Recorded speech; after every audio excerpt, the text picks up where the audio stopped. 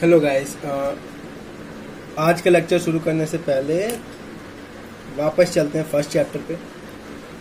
जैसा कि दे रखा है कि वृद्धि समान ही सर्वेशाम विपरीत ही विपर्या, कि वृद्धि जो होती है हमेशा समान गुण से होती है और जो क्षय होता है वो हमेशा विपरीत गुण से होता है। तो वृद्धि इज ऑलवेज ड्यू टू समान गुण सेम क्वालिटीज एंड क्षय इज ऑलवेज ड्यू टू विपरीत गुण अपोजिट क्वालिटीज। जैसे वात की अगर वृद्धि करनी है तो हमें ऐसे द्रव्य लेने पड़ेंगे जिसमें वात के इक्वल क्वालिटीज हों, जैसे रुक्ष और शीत हो। अगर हम स्निग्धता और उष्ण क्वालिटीज के द्रव्य लेंगे तो वात के अपोजिट गुण होंगे, और वात के जब अपोजिट लेंगे विपरीत तो वात का क्या हो जाएगा, क्षय। तो ये जो सिद्धांत है वो बहुत जरूरी है as a clinical point of view. तो इसको याद रखेंगे, वृद्धि समान ही सर्वेशाम विपरीत ही विपर्या। अब बात करते हैं हम रस की। तो रस क्या है? ये एक द्रव्य का गुण है। द्रव्य में जैसा आपने पदार्थ विज्ञान में पढ़ा होगा, उसमें द्रव्य के बहुत से गुण होते हैं। उसका वीर्य क्या होता है, विपाक क्या होता है, तो वैसा उसका एक गुण होता है रस। इसका वो बोधन कौन करता है? तो रस बोधनात् बोधको रसना स्थायी। तो बोधक का इसका बोधन करता है रसना में बैठ के, यानी जीवा पे हमारा रस का बोधन होता है। और ये 6 प्रकार के रस होते हैं। कौन कौन से? तो स्वादु, अम्ल, लवण, तिक्त, उष्ण, कषाय का। स्वादु मतलब मधुर स्वीट, अम्ल मतलब सौर यानी खट्टा, लवण मतलब सॉल्ट यानी नमकीन, तिक्त मतलब बिटर यानी तीखा कड़वा, उष्ण यानी कटु, कटु मतलब तीखा, और कषाय मतलब कसैला। ठीक है, ध्यान दीजिएगा यहाँ तिक्त और कटु में कई बच्चों को कंफ्यूज हो जाती है कि तिक्त का मतलब तीखा होना चाहिए, कटु मतलब कड़वा होना चाहिए, लेकिन नहीं, यहाँ पे अपोजिट है। तिक्त का मतलब होता है कड़वा और कटु का मतलब होता है तीखा। क्लियर? उसके बाद कह रहा है कि ये षड द्रव्य आश्रित आस्ते, ये 6 द्रव्य होते हैं। च यथा पूर्व षड द्रव्यम आश्रित आस्ते। कहाँ आश्रित होते हैं? द्रव्यों में ये 6 रस आश्रित होते हैं। और यथा पूर्वम बलावहा, और जैसे जैसे नीचे बढ़ते रहते हैं, यथा पूर्वम जो सबसे पहले है वो उतनी ज्यादा बलशाली है। मतलब अगर मधुर रस लेंगे तो वो हमें उतनी बहुत ज्यादा एनर्जी प्रोवाइड करेगा एज अकॉर्डिंग टू द अम्ल। तो जैसे नीचे बढ़ते जाएंगे एनर्जी प्रोवाइड जो होगा वो कम होता जाएगा। क्लियर? तो अब हम इसको टेबुलर फॉर्म में पढ़ेंगे। तो सबसे पहले 6 रस मधुर, अम्ल, लवण, तिक्त, उष्ण, कषाय। सबसे पहले महाभूत की बात करते हैं। तो आपको पता है जितने भी द्रव्य हैं वो 5 महाभूत से बने हैं। तो यानी जो रस है वो भी 5 महाभूत से बने हैं। लेकिन हर रस में 2 महाभूतों की प्रधानता होती है। क्लियर? जैसे मधुर में पृथ्वी और जल की प्रधानता होती है, अम्ल में पृथ्वी अग्नि की प्रधानता होती है, लवण में जल अग्नि की, तिक्त में आकाश वायु की, कटु में अग्नि वायु की, कषाय में पृथ्वी और वायु की। अब हम इसको याद कैसे रखेंगे? तो सिंपल से ट्रिक है। सबसे पहले हम नीचे के 2, मधुर सबसे पहले आता है, तो नीचे के 2 कौन से हैं? पृथ्वी और जल। वो उन 2 महाभूतों से बने हैं मधुर। फिर अम्ल में तो पृथ्वी और अग्नि, जल के बाद क्या था? अग्नि, पृथ्वी और अग्नि। इसके बाद कषाय में आ जाइए, वहां पृथ्वी और वायु। तो ये 3 याद हो गए, तीनों में पृथ्वी है, फिर जल, अग्नि, वायु। क्लियर है सीक्वेंस में? लवण की बात करेंगे तो पृथ्वी, जल, पृथ्वी, अग्नि की जगह पे क्या आ गया? जल और अग्नि। इन दोनों में जो सेकंड महाभूत था, जल और अग्नि। तिक्त में ऊपर के 2 आकाश और वायु। कटु में उसके नीचे एक और बढ़ जाएंगे तो वायु और अग्नि। क्लियर है पॉइंट? कोई दिक्कत? या फिर अगर दूसरे तरीके से, जैसे पृथ्वी और वायु तक आप आ जाओ, उसके बाद क्या है? वायु के ऊपर क्या है? अग्नि, तो वायु अग्नि। क्लियर? वायु आकाश। तो ये 6 है, ये आपको आसानी से याद हो जाएंगे। 6 रस है। हर रस जो है 2 महाभूतों की प्रधानता होती है। अब हम बात कर लेते हैं इनके लक्षण की। लक्षण का मतलब जब हम इन रस को ग्रहण करते हैं तो ये कैसे लक्षण शो करते हैं, कैसे हम पता करेंगे कि हम मधुर रस खा रहे हैं या अम्ल रस ले रहे हैं। ठीक है, तो जैसे मधुर अगर रस है तो उसके लक्षण होंगे, वो मुख को लिप्त कर देता है, लिप्त कर देता है, उसका मन और इंद्रियों को प्रसन्न कर देता है। जब मधुर चीजें खाते हैं तो क्या करता है? हमारे मन और इंद्रियों को प्रसन्न कर देगा। पिपीलिकाओं को बहुत प्रिय होता है। पिपीलिकाओं मतलब क्या होता है? जो चींटियां, मक्खियां वगैरह होती हैं, उन सबको जो मधुर रस है बहुत प्रिय होता है। अम्ल रस में क्या है? अम्ल रस का जो लक्षण है वो ये है कि शल्यते मुखम, ये मुख को क्या करता है? भीतर से क्या करता है? धो देता है। जिससे क्या होता है कि बाकी चीजें खाने की रुचि कम हो जाती है, तो अरुचि हो जाती है। जैसे अम्ल में क्या आ सकता है? आपका नींबू वगैरह हो गया, खट्टी चीजें, सिट्रिक एसिड जिसमें आते हैं ना, उसके बाद रोम और दंत हर्ष भी हो जाता है। ज्यादा इमली वगैरह खा लेते हैं तो क्या होता है, दांत खट्टे पड़ जाते हैं, तो दंत हर्ष और रोम हर्ष हो जाता है। आंखों तथा भौहों का संकुचित करना, जब खट्टी चीजें खाते हैं तो क्या होता है, चटकारे लेते हैं ना, तो चटकारे लेते हैं तो आंख और भौहें क्या हो जाती है, संकुचित हो जाती है। तो ये अम्ल के लक्षण है। लवण के क्या लक्षण है, लालाश्राव, कपोल तथा गलदा।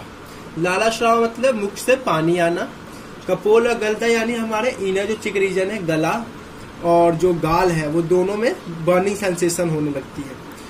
तिक्त रस खाने से क्या होता है, तिक्त जो होता है वो अरुचि पैदा कर देता है, क्योंकि जब जैसे करेले का जूस पी लो आप, तो करेले का जूस पीने से क्या होता है कि और कोई चीज खाने का मन नहीं करता, मुख का स्वाद ही नष्ट कर देता है।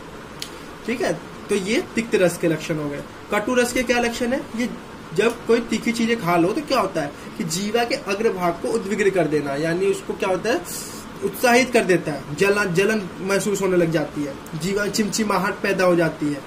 और जब चिमचिमाहट होती है तो आंख, नाक और मुख से आपका पानी गिरने लग जाता है, तो स्राव, अक्षी, नासिका तथा मुख से स्राव होने लगता है। गालों में है बर्निंग सेंसेशन होने लगती है, कपोलदा। तो ये क्या है, कटु रस के लक्षण है। कसाय रस के लक्षण क्या है, कसाय का भी सेम, जब जामुन वगैरह खा लो कसायली चीजें तो अरुचि पैदा कर देगा है।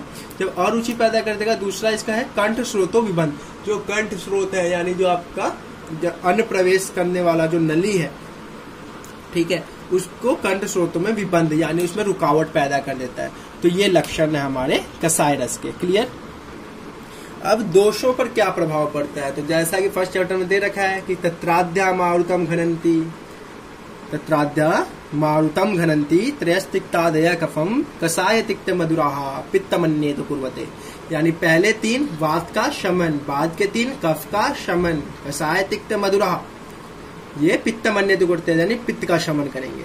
तो वही है कि मधुर क्या करेगा, वात का शमन करेगा, पित्त का शमन करेगा, कफ को क्या करेगा, बढ़ाएगा।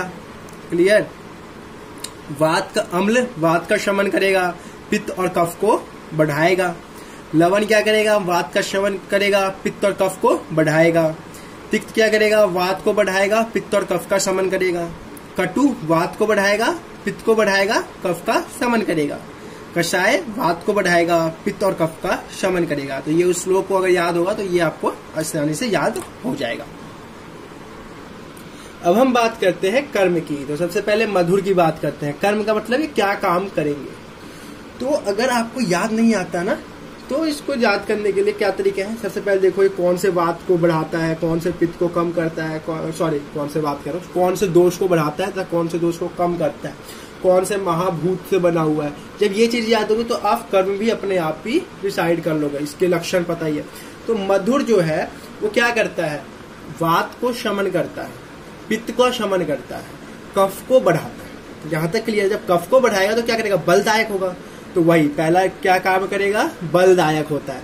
जब बलदायक होगा तो यानी जो कमजोर लोग होंगे उनमें शक्ति देगा, यानी बालक, वृद्ध, शत मतलब इंजरी, शीर मतलब कोई धातु क्षय हो गया हो, वर्ण, केस, इंद्रियों तथा ओज के लिए क्या होगा, हितकारी होगा। ओज मतलब इम्यूनिटी, तो इम्यूनिटी बढ़ाने के लिए मधुर रस बहुत इंपॉर्टेंट होता है। क्लियर हो गया। अब जब कफ है, बलदायक है, तो ब्रीहन करेगा, लंघन करेगा। ऑफकोर्स सी बात है, ब्रीहन करेगा, तो ब्रीहन हो गया। ठीक है। स्वर यंत्र के लिए हितकर होगा। ठीक है। जब ये पोषण का काम कर रहा है, ब्रीहन का काम कर रहा है, तो जो माता का दुग्ध होगा, स्तन्य होगा, उसका वर्धन करेगा। तो ये स्तन्य वर्धक भी होता है। संधानकृत होता है, ज्वाइंट्स को क्या करता है, मेंटेन करता है। आयु को बढ़ाता है, जब बल आ जाएगा इंसान तो आयु वर्धक हो जाएगा। विषनाशक होता है। क्लियर। तो जब आप कर्म लिखने की बारी आएगी ना मधुर की, तो आप सबसे पहले क्या लिखोगे, कौन से दोष को कम करता है, कौन से दोष को बढ़ाता है, कौन से दोष का इसमें कौन। ठीक है। तो जब ये 2 चीजें याद रहेंगी, उसके बाद उनसे रिलेटेड गुण क्या है। जब कफ को बढ़ाता है यानी बलदायक होगा, बालक, वृद्ध, शत, शीन, वर्ण, केस, इंद्रिय, ओज के लिए हितकारक होगा। कफ को बढ़ाता है यानी ब्रीहन करता है। क्लियर है। स्वर यंत्र के लिए हितकर होगा क्योंकि वात को कम करेगा। स्तन्य वर्धक होगा कि कफ को बढ़ा रहा है। संधानकृत होगा, ज्वाइंट्स को मेंटेन करेगा, आयु को बढ़ाएगा। क्लियर है। विष का नाश करेगा। तो ये उससे रिलेटेड हो जाएंगे। सबसे पहले जो ऊपर मैंने बता रखे थे दोषों का प्रभाव, वो लिखने हैं इसमें। अम्ल की बात कर लेते हैं। तो अम्ल में क्या होता है, अम्ल में फिर से वही मधुर, अम्ल, लवण क्या करते हैं। तो अम्ल जो है वात का क्या करेगा, शमन करेगा, कफ का वर्धन करेगा। क्या पित्त का क्या करेगा? पित्त का भी वर्धन करेगा। तो कफ और पित्त दोनों को बढ़ाएगा। तो जब पित्त को बढ़ाएगा यानी अग्नि को बढ़ाएगा तो अग्निवर्धक होता है। क्लियर हो गया? अब पित्त को बढ़ाएगा, कफ के लिए है तो कफ एक जो है हृदय के लिए हितकर होता है। कफ तो हृदय हितकर होता है। अम्ल जो होता है हृदय, तो हृदय रोगों में जनरली हम क्या अम्ल रस देते हैं। पाचन क्रिया सही करेगा। जब पित्त करेगा, पित्त बढ़ाएगा तो पाचन क्रियाएं भी सही करेगा। रोचन करेगा, प्रीणन करेगा यानी तृप्ति करेगा। क्लेद कारक होगा, मॉइस्चराइजेशन। रक्त का वर्धन करेगा। जब पित्त वर्धन करेगा तो रक्त का भी तो वर्धन करेगा, क्योंकि पित्त का आश्रय क्या है? क्लियर? पित्त का आश्रय रक्त है, तो रक्त का भी वर्धन करेगा। ठीक है, तो अम्ल का तो कर्म याद करने की जरूरत नहीं है। सिंपल सी आपकी जो माइंड की अंडरस्टैंडिंग है उसी से आपको कर्म लिख दोगे। अग्निवर्धक, हृदय हितकर, पाचन, रोचन, प्रीणन, क्लेद कारक, रक्तवर्धक। क्लियर हो रही है बात है? अब बात करते हैं लवण के कर्म की। तो लवण में क्या होगा? लवण क्या करेगा? वात का क्षय करेगा। क्लियर? कफ का क्या करेगा? वर्धन करेगा। क्लियर? कफ का क्या करेगा? वर्धन करेगा। पित्त का क्या करेगा? उसका भी वर्धन करेगा। तो जो अम्ल के गुण है वो तो इसमें आ ही जाएंगे कुछ ना कुछ। ठीक है, अब इसके कुछ और भी काम होते हैं। लवण क्या करता है? स्तंभन पैदा करता है। कफ की वृद्धि करेगा तो क्या करेगा? स्तंभन पैदा करेगा। स्तंभन के बाद संघात बंध है। संघात बंध का मतलब मल और मूत्र की रुकावट को खत्म करेगा। लवण चीजें क्या करता है? जब किसी खाने में नमक पहले डालते हुए बॉइलिंग जो है वो जल्दी से उबल जाता है, किसी भी चीज को गलाने के लिए इस्तेमाल होता है। तो मल और मूत्र में जब रुकावट पैदा हो जाती है तो लवण रस देते हैं, उसकी रुकावट को दूर कर देता है। विनाशक, ठीक है। अग्निवर्धक, जैसा मैंने बताया अग्निवर्धक होता है। स्नेहन तथा स्वेदन कर्म करता है। जब कहीं सूजन हो जाती है तो डालते हैं नमक पानी से सेक करो, गर्म नमक पानी से, तो नमक से क्या करता है? वो स्नेहन और स्वेदन कर्म करता है। रुचिकारक होता है। ठीक है, कोई भी चीज खाने के लिए रुचिकारक यानी कोई नई चीज खाने के लिए हम उसमें इंटरेस्ट पैदा करता है। मल भेदक होता है। क्लियर होगी बात? अब तिक्त की बात करते हैं। तो तिक्त क्या करता है? कफ का शमन करता है, पित्त का शमन करता है। ठीक है, लेकिन वात का वर्धन करता है। क्लियर? तो एक इसकी खास बात यह है, मैंने बताया कि तिक्त रस जब खाते हैं यानी कड़वी चीजें जब खाते हैं तो क्या करता है? अरुचि होता है। मतलब वो खुद तो अरुचि होता है लेकिन स्वयं अरुचिकर होते हुए ज्वर के कारण उत्पन्न अरुचि को दूर करता है। जब बुखार हो जाता है तो कोई चीजें खाने का मन नहीं करता, लेकिन तिक्त रस ऐसा है कि अगर उस वक्त तिक्त रस दिया जाए तो वो उस अरुचि को दूर कर देता है, यानी रुचिकर कर देता है, कुछ खाने की इच्छा करने लगेगी। तो तिक्त में ये खास बात है कि स्वयं अरुचिकर होते हुए ज्वर के कारण उत्पन्न अरुचि को दूर करते हैं, यानी अरुचि नाशक होता है। क्लियर? कृमि रोग हर होता है। कृमि मतलब इंटेस्टाइनल जो डिजीज होती हैं उन सब को हरता है। तृष्णा हर यानी प्यास को कम करता है, विष को कम करता है, मूर्छा को कम करता है, ज्वरग्न ज्वर को कम करता है। उत्क्लेशहर है, दाहर है। जब इसको आप तीनों दोषों से कोरिलेट करोगे ना तो सब याद हो जाएंगे, कुछ याद करने की जरूरत नहीं, सब आप खुद ही लिख दोगे। दाह को हरता है। क्लेद, मेद, वसा, पुरीस और मूत्र को सुखाता है, क्योंकि वात की वृद्धि कर देगा। कफ का जब क्षय करेगा तो क्या होगा? मेद, वसा ये सब क्या होगा? सीधी सी बात है, क्योंकि ये सब किसके आश्रय है? कफ के। जब कफ कम होंगे तो सब सूख जाएंगे, तो इन सब को सुखाता है। बुद्धि का वर्धन करता है। गल रोग का शोधक होता है। गल रोग यानी जो आपके जो थ्रोट के डिजीज होते हैं उन सब का क्या शोधक, मतलब उन सबको शांत करता है। क्लियर? अब बात करते हैं कटुरस की। कटुरस में भी सेम, कौन से दोष को क्षय करेगा? कफ का क्षय करेगा। वर्धन दो दोषों को करेगा, पित्त का और वात का वर्धन करेगा। तो ये क्या करेगा? कुष्ठ रोग, आम विकार, शोथ रोग का विनाश करता है। क्लियर? जठराग्नि को प्रदीप्त करेगा, पाचन को करेगा, रुचिकर होगा, जो खाना खाएगा अन्न उसको सुखाएगा, इसीलिए प्यास लगते हैं। जब कटु चीजें खा लेते हैं तो प्यास ज्यादा लगती है। तिक्त चीजें खाते हैं, जब खा लेते हैं ना, मिर्च खा लेते हैं तो प्यास की इच्छा होती है, प्यास लगता है, क्योंकि वो क्या है, जो खाना खाते हैं उसको सुखा देता है। अतिसार नाशक होता है। डायरिया में बहुत यूजफुल होता है। मल का भेदन करता है। स्रोतों को फैला देता है। जब वात की वृद्धि होगी तो क्या होगा? स्रोत डायलेट हो जाएंगे, तो स्रोतों को फैला देता है। कसाय की बात करें तो कसाय रस जो होता है वो कौन से कफ की वृद्धि, कौन से दोष की वृद्धि करेगा? सिर्फ वात की वृद्धि करेगा, पित्त और कफ का शमन करेगा, तो इसलिए रक्त को शुद्ध करता है। पीड़न करता है, रोपण करता है। पीड़न और रोपण का मतलब क्या होता है? एक पीड़न होता है जैसे आप कहीं पे फोड़ा हो गया किसी व्यक्ति को, तो फोड़े को एक तो उसको पकाना, उसको पीड़न करना होता है, और फिर उसकी हीलिंग करना यानी रोपण करना। रोपण होता है हीलिंग प्रोसीजर, क्लियर। तो पीड़न और रोपण काम करता है। क्लेद भेदन करता है, स्तंभन होता है, त्वचा को स्वच्छ रखता है, क्लियर है। तो ये कसाय के। तो जनरल सी बात समझाने वाली ये है कि कर्म एक बार आप पढ़ो, उसके बाद आप, इससे पहले मैंने आप लोगों को इनसे सिर्फ एक चीज याद करनी है कि कौन से दोष को ये सही करता है, कौन से दोष का वर्धन करता है। उन दोष के सामान्य कर्म आपको पता ही है, तो वो सामान्य कर्म सब इसमें आ जाएंगे। क्लियर हो गई बात। अब बात करते हैं वृद्धि कर्म की। तो वृद्धि कर्म भी मैंने कहा याद करने की कोई जरूरत नहीं है, सिंपल अंडरस्टैंडिंग है। आप मधुरस क्या करता है? वात का शमन करता है, यानी वात सह के जो कर्म होंगे वो आ जाएंगे इसमें, क्लियर। पित्त का क्या करता है? शमन करता है, तो पित्त सह के जो लक्षण होंगे, कर्म होंगे, वो आ जाएंगे। कफ क्या करता है? उसका वर्धन करता है, तो कफ वर्धन के जो कर्म होंगे वो भी आ जाएंगे। तो इसमें क्या, जैसे मेदो रोग, कफज रोग जैसे स्थूलता, मंदग्नि, संन्यास, प्रमेय, गलगंड, क्लियर है। अम्ल में भी सेम चीज होंगी। अब जैसे अम्ल में, तो अम्ल क्या करेगा? वात का क्या करेगा? क्षय करेगा, यानी वात क्षय के जो भी कर्म होंगे वो आप इसमें डाल सकते हैं, क्लियर। पित्त का और कफ का वर्धन करेगा, तो पित्त वृद्धि और कफ वृद्धि के जो लक्षण होंगे, कर्म होंगे, वो भी डाल सकते हैं। तो कुछ इसमें है जैसे शिथिलता, तिमिर दर्शन, भ्रम, कंडू, पांडु, विसर्प, शोफ, तृष्णा और ज्वर, ये इसके वृद्धि कर्म है। सेम लवन में भी आप कर सकते हैं वही, जिस दोष का क्षय करेगा उसके कर्म और जिस दोष की वृद्धि करेगा उनके कर्म। तो लवन में जैसे वात रक्त कर देगा, कपाल रोग कर देगा, कपाल मतलब जो आपकी माथा है वो, वली मतलब होता है झुर्रियां, ठीक है।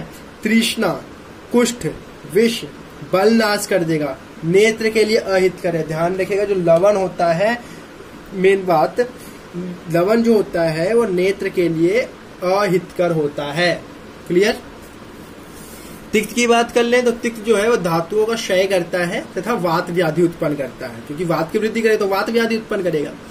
कटु की बात कर लें तो तृष्णा, शुक्र क्षय, कटु रस खाने से शुक्र का क्षय होता है। कफ का क्षय होगा तो कफ जो है शुक्र का भी क्षय होगा, तो शुक्र का क्षय होगा। बल का क्षय होगा, बल का क्षय होगा तो मूर्छा आने लगेंगी। आकुंचन होगा, यानी जो ऑर्गन्स होंगे वो आपस में सिकुड़ जाएंगे, ठीक है। कोई पानी की कमी हो जाएगी तो आकुंचन हो जाएगी। कटी व्यथा, ठीक है, कटी यानी वेस्ट की व्यथा हो जाएगी। पृष्ठ व्यथा, कटी वेस्ट रीजन, आपकी पृष्ठ यानी कि जो पीठ है, पीठ और कमर दर्द होने लगेंगे, उनमें व्यथा होने लगेगी, ठीक है। तो कटु के ये हो गए कर्म। कषाय की बात करें तो कषाय में भी जिस दोष की वृद्धि वैसे कर्म, जिस दोष का क्षय वैसे कर्म। तो विष्टम्भ होगा, आधमान होगा, हृदय पीड़ा होगा, तृष्णा होगा, कृष्टा होगा, शुक्र का क्षय होगा, क्लियर। तो ये कुछ कषाय के वृद्धि कर्म है। अब बात करते हैं वीर की। तो जैसा कि स्थान हृदय शुक्र स्थान पहले अध्याय में दे रखा है कि उष्ण शीतो गुणोत्कर्षात् तत्र वीर्यम द्विधा स्मृतम। वीर कितने प्रकार के हैं? 2 प्रकार के। उष्ण और शीत गुण से वीर जो है वो 2 प्रकार के होते हैं। वीर मतलब होता है स्ट्रेंथ, पोटेंसी, क्लियर। तो शीत और उष्ण 2 तरह के होते हैं। तो कौन से शीत होते हैं, कौन से उष्ण होते हैं, तो इसका कैसे याद रखेंगे? तो सिंपल सी बात है, पित्त से याद रखेंगे। पित्त का जो समन करता है उनका जो है शीत वीर्य होता है, क्योंकि पित्त के गुण में उष्णता होती है, तो शीत वीर्य वाले उनका समन करेंगे। तो कौन कौन से करते हैं? कषाय, तिक्त, मधुराहा। तो ध्यान से देखिए, कषाय, तिक्त, मधुराहा, इसमें शीत वीर्य है, बाकी 3 उष्ण वीर्य है, क्लियर है पॉइंट। अब इनकी स्ट्रेंथ की बात कर लेते हैं कि कौन किससे ज्यादा शीत होगा, कौन किससे ज्यादा उष्ण होगा। तो सबसे पहले शीतता की बात कर लेते हैं। तो सबसे ज्यादा मैंने क्या बात की थी कि स्ट्रेंथ किसकी होती है? मधुर गुण की। तो मधुर जो होगा उसकी पोटेंसी सबसे ज्यादा होगी। तो तिक्त सबसे कम, उससे ज्यादा कषाय, उसके बाद मधुर। तो ये शीत वीर्य की पोटेंसी है। सबसे कम शीत तिक्त होगा, उससे ज्यादा कषाय और उससे ज्यादा पोटेंसी शीत की मधुर की होगी, क्लियर है।